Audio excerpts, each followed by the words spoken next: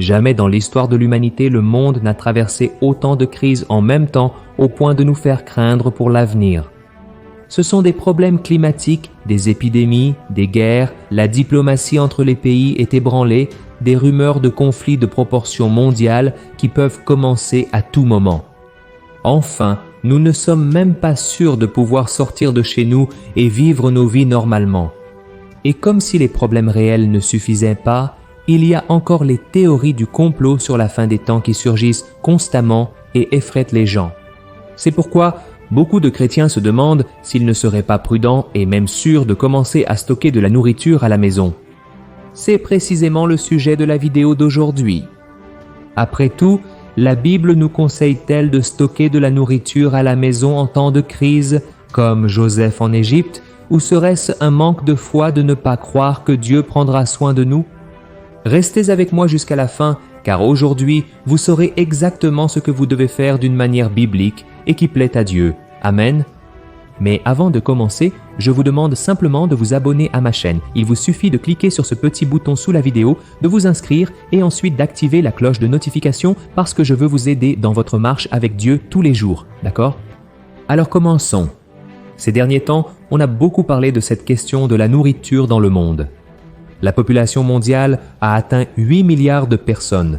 Les changements climatiques sont de plus en plus drastiques et l'homme de la campagne brésilienne, qui est le plus grand producteur de nourriture de la planète, rencontre une série de problèmes avec le gouvernement actuel. Et toutes ces situations, qui comme vous pouvez le voir ne sont pas peu nombreuses et ne sont pas simples, amènent beaucoup de gens à croire qu'il va bientôt manquer de nourriture et que le mieux à faire est de commencer à stocker le plus tôt possible.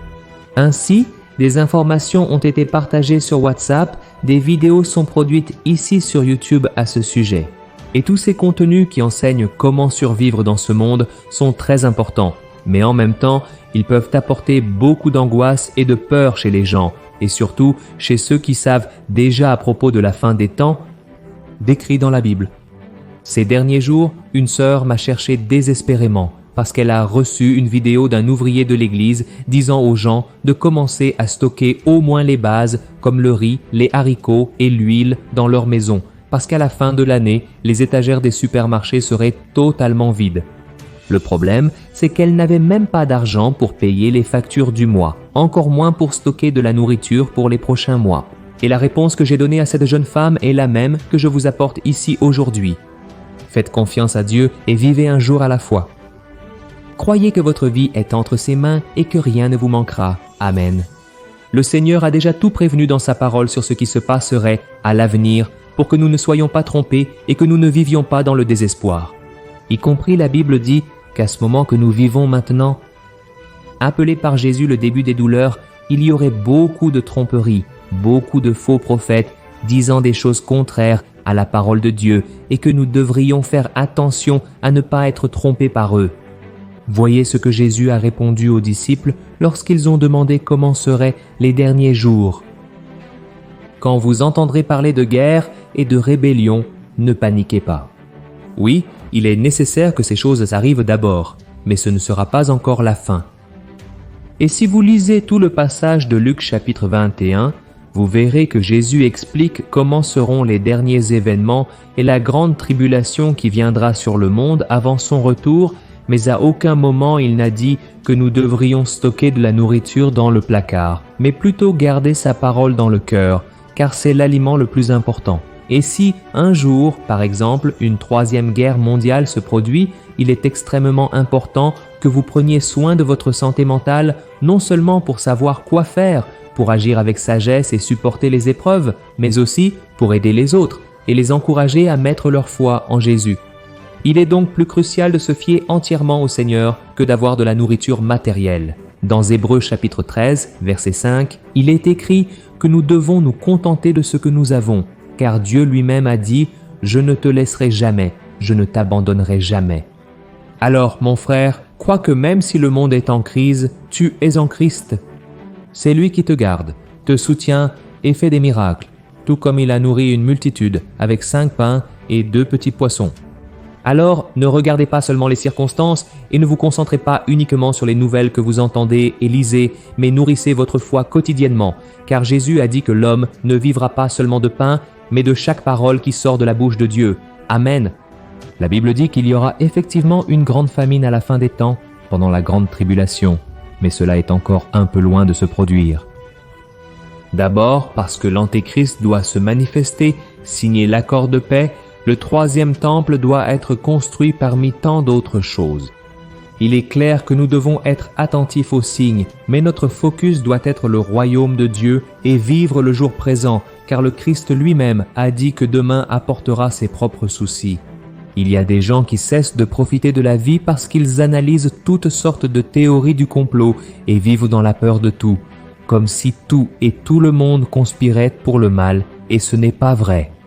Frères, je ne suis pas assez naïf pour penser que toutes les grandes entreprises et entrepreneurs, politiciens et dirigeants sont gentils, mais je ne pense pas non plus qu'ils passent tout leur temps à vouloir nous détruire et à tramer quelque chose de maléfique. La vérité est que la plupart des riches et puissants de ce monde veulent simplement avoir plus de pouvoir et plus d'argent.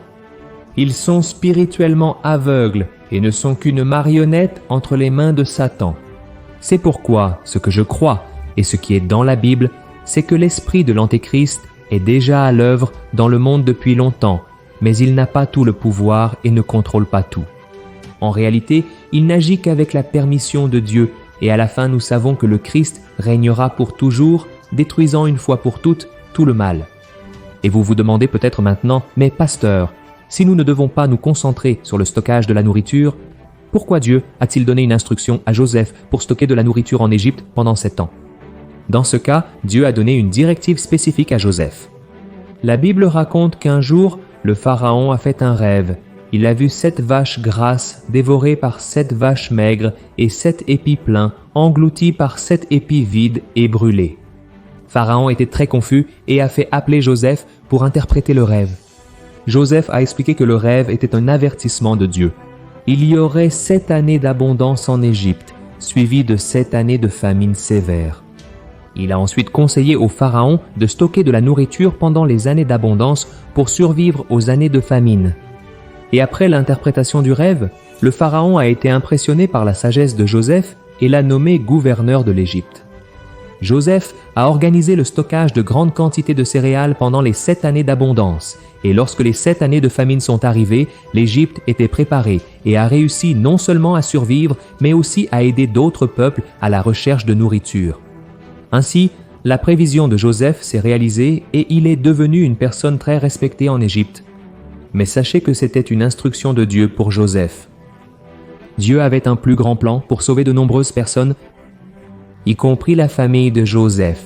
Et aujourd'hui, si vous voulez commencer à stocker de la nourriture ou si vous le faites déjà, vous pouvez le faire tranquillement, parce que cela ne signifie pas que vous manquez de foi tant que vous faites confiance avant tout à Dieu et non aux choses que vous avez accumulées. Une fois, Jésus a raconté une parabole sur un homme riche qui a décidé d'accumuler de la nourriture pour l'avenir. Mais cet homme a beaucoup déplu à Dieu. Sa propriété avait produit beaucoup de nourriture, tellement que les granges étaient pleines, et il restait encore de la nourriture à l'extérieur. Et au lieu de partager ce qui restait avec les nécessiteux et de vivre bien avec tout ce qu'il avait, l'homme a décidé qu'il allait démolir les anciennes granges et construire de nouvelles granges, plus grandes, pour pouvoir garder tout ce qu'il avait produit. Et au fond, l'homme riche a commencé à penser qu'il pourrait se reposer tranquillement et profiter du meilleur de cette terre parce qu'il avait gardé beaucoup de biens qui dureraient de nombreuses années, mais il a été insensé parce qu'il n'a pas pensé aux autres et n'a pas priorisé le royaume de Dieu. Alors le Seigneur lui dit, « Fou, cette nuit on te demandera ton âme et ce que tu as préparé, pour qui sera-t-il » Et cette même nuit, il est mort. Alors Jésus a terminé la parabole avec la conclusion suivante, « C'est ainsi pour celui qui amasse des trésors pour lui-même et n'est pas riche envers Dieu. » C'est-à-dire, lorsque vous décidez de stocker de la nourriture chez vous, pensant que vous pouvez contrôler l'avenir et que vous êtes le seul responsable pour que tout aille bien, vous êtes insensé comme cet homme riche de la parabole de Jésus, parce qu'au fond, vous ne dépendez pas de Dieu, mais vous faites confiance à ce que vous accumulez et vous faites confiance à votre propre capacité. Alors vous pouvez vous demander, « Mais pasteur, Que dois-je faire alors en ce moment difficile? Et si les choses empirent beaucoup dans le monde? Mon frère, commence dès maintenant à chercher davantage Dieu. Réunis-toi avec d'autres frères de prière, lis davantage la Bible et ne laisse rien te perturber. Si vous cherchez le Seigneur de tout votre cœur, si vous vous repentez de vos péchés et vous vous livrez à lui, le surnaturel de Dieu se produira dans votre vie. Comme il est dit dans le psaume 91, vous habiterez à l'abri du Très-Haut et vous trouverez du repos à l'ombre du Tout-Puissant. Il sera votre refuge, votre lieu sûr, votre Dieu en qui vous pouvez avoir confiance. Il vous délivrera également des pièges de la vie et vous protégera des maladies mortelles. Il vous couvrira de ses plumes et vous abritera sous ses ailes. Sa fidélité est une armure et une protection. Et vous n'aurez pas peur des terreurs de la nuit, ni de la flèche qui vole pendant la journée, ni de la peste qui s'approche dans l'obscurité, ni de la calamité qui dévaste le midi. Même si 1000 tombent à votre côté et 10 000 meurent autour de vous, vous ne serez pas touchés. Amen. Croyez-vous en la promesse du psaume 91? Regardez par exemple la vie d'Élie. Élie a également traversé une période très difficile après avoir vaincu les prophètes de Baal, vivant pendant 3 ans et demi dans une sécheresse terrible. Mais ce que nous voyons dans la parole de Dieu, c'est que le Seigneur a pris soin de lui à tout moment. D'abord, Dieu a ordonné aux corbeaux de lui apporter du pain et de la viande le matin et le soir. Ensuite, il l'a soutenu dans la maison d'une veuve, où il a offert de la nourriture et du soutien, non seulement à lui, mais aussi à la femme et à son fils, pendant toute cette période de difficulté. De même, mon frère, croyez que vous vivrez aussi des miracles en cette période de crise. Lorsque vous recevez une vidéo de personnes qui se disent prophètes, disant que vous devez stocker de la nourriture parce que le monde va finir, commencez à vous demander, cette personne a-t-elle vraiment reçu une révélation de l'Esprit Saint ou agit-elle selon la chair? Malheureusement, beaucoup veulent simplement gagner des vues et n'ont pas la crainte de Dieu, ni l'engagement envers la vérité. Jésus a clairement indiqué dans son sermon sur la montagne que notre focus doit être le royaume de Dieu et notre salut, et ainsi toutes les autres choses nous seront données comme la nourriture, les vêtements et le nécessaire pour bien vivre. Alors, ne vous inquiétez pas pour demain, je crois que votre Père Céleste connaît tous vos besoins avant même que vous ne lui demandiez, et il pourvoira à tous parce qu'il est fidèle. Amen. Je suis le pasteur Antonio Junior. Si vous avez aimé ce message, partagez-le avec vos amis, votre famille et abonnez-vous à ma chaîne. Que Dieu vous bénisse puissamment. Je vous attends dans la prochaine vidéo.